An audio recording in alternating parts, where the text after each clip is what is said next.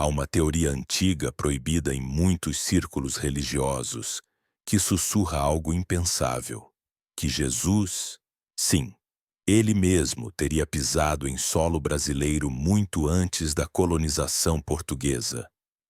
Parece loucura, mas e se te disséssemos que há registros apagados, vestígios ignorados e tradições indígenas que falam de um homem de luz vindo do leste, que curava, pregava e desapareceu sem deixar rastros?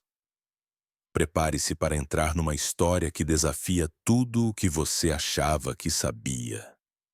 No início do século II, muito tempo após a crucificação, uma corrente esotérica conhecida como os Portadores do Caminho afirmava que Jesus, depois de sua ressurreição, teria continuado sua missão por outros povos, outras terras.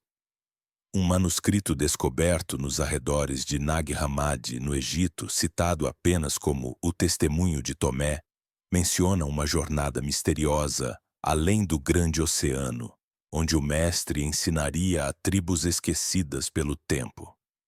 Esse documento foi destruído em um incêndio suspeito em 1945, mas não antes de ser copiado por um monge silencioso que desapareceu no Brasil um ano depois.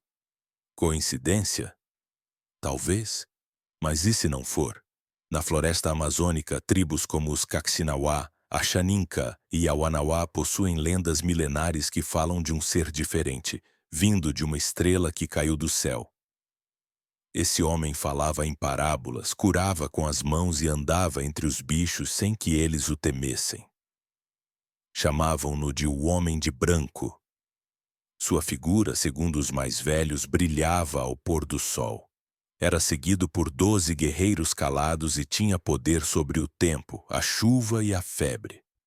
Mas o mais impressionante, ele pregava o amor acima da guerra e dizia que todos tinham o mesmo pai. Como povos isolados no meio da selva sabiam disso? E por que as descrições coincidem com relatos bíblicos sobre Cristo? Ainda mais estranho é um artefato encontrado em 1983, numa caverna no Acre, envolto em linho antigo e guardado em uma caixa de madeira de cedro. Dentro, havia uma pequena cruz esculpida em pedra-sabão com inscrições aramaicas. Eu sou o caminho. O artefato sumiu misteriosamente da Universidade de Brasília 2 dias depois de sua chegada. As câmeras de segurança estavam desligadas. Outros relatos mais recentes falam de missionários jesuítas que, ao adentrar o interior do Brasil no século XVI, encontraram tribos que já falavam de um homem que voltou da morte. Quando tentavam pregar sobre Jesus, os anciãos respondiam: "Ele já esteve aqui." Registros desses encontros foram enviados ao Vaticano e nunca mais divulgados. Um dos poucos documentos vazados é uma carta de 1587, escrita pelo padre Gaspar de Lourenço, relatando o encontro com uma aldeia que sabia o nome de Emanuel e repetia com reverência: Yeshua. Gaspar morreu no caminho de volta ao litoral. O navio foi atacado por piratas, ou assim disseram. E há mais. No centro-oeste do Brasil, numa área hoje pertencente a Goiás, um antigo mapa jesuíta marcava um ponto com a inscrição latina Terra do Cordeiro. Escavações não autorizadas feitas por aventureiros em 1972 encontraram pedras dispostas em forma de cruz, com marcas que se assemelham a letras hebraicas.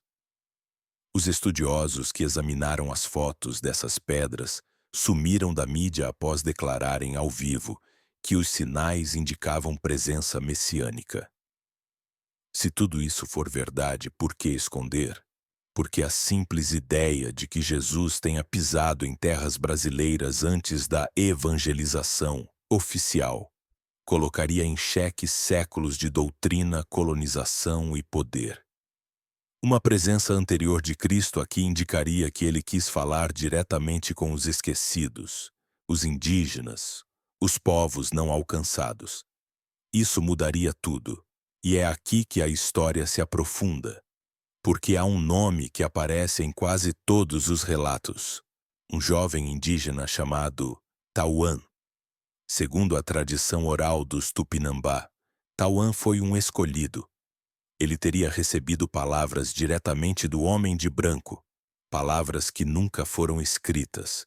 Até hoje, sua linhagem é protegida por um grupo isolado que diz guardar a voz do mestre, uma gravação sagrada passada de geração em geração em cantos e símbolos. Mas algo aconteceu. Em 2009, um grupo de pesquisadores desapareceu ao tentar entrar em contato com essa tribo. A última transmissão de rádio falava de uma luz vinda da mata e vozes em línguas que não conhecemos. Depois disso, silêncio total.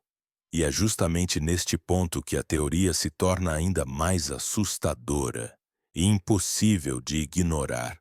O desaparecimento dos pesquisadores em 2009 foi abafado. A notícia nunca saiu nos jornais.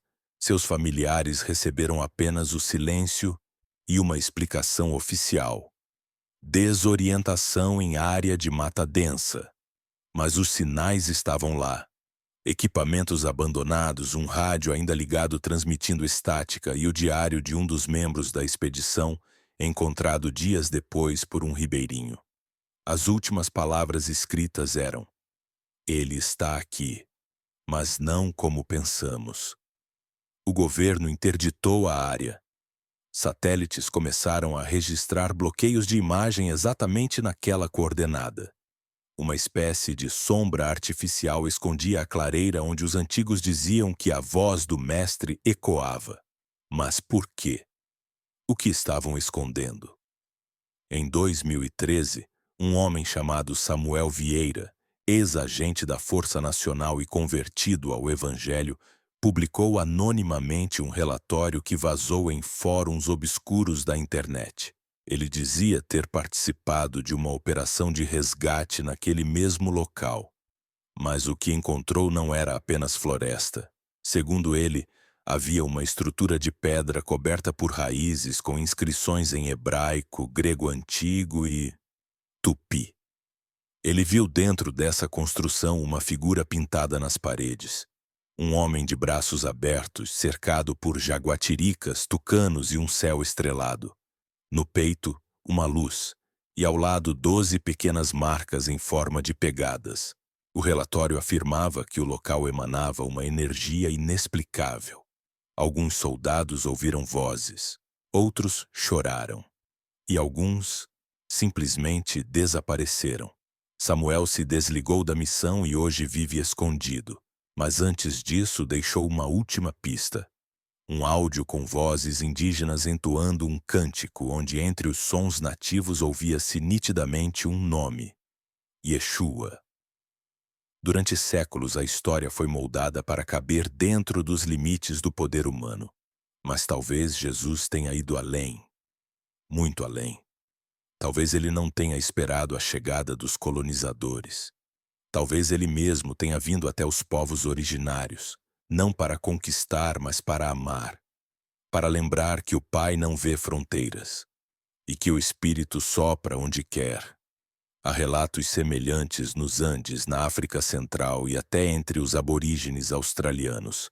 Mas no Brasil, a trilha é mais forte, porque aqui ele teria deixado uma semente, uma promessa.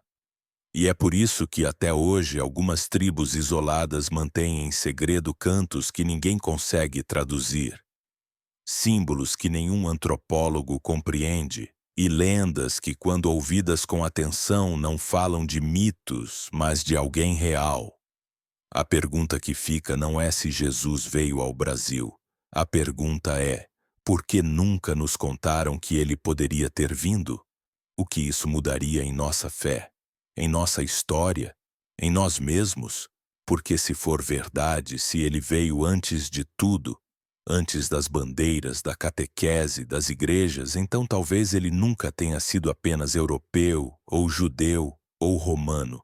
Talvez ele sempre tenha sido de todos, inclusive dos nossos, e talvez ele esteja mais perto do que pensamos. Se você está gostando de descobrir essas histórias não contadas da Bíblia, deixe seu like e se inscreva no canal Deus Cobrindo. Ative o sininho para não perder nenhum conteúdo que vai mexer com sua visão sobre as Escrituras.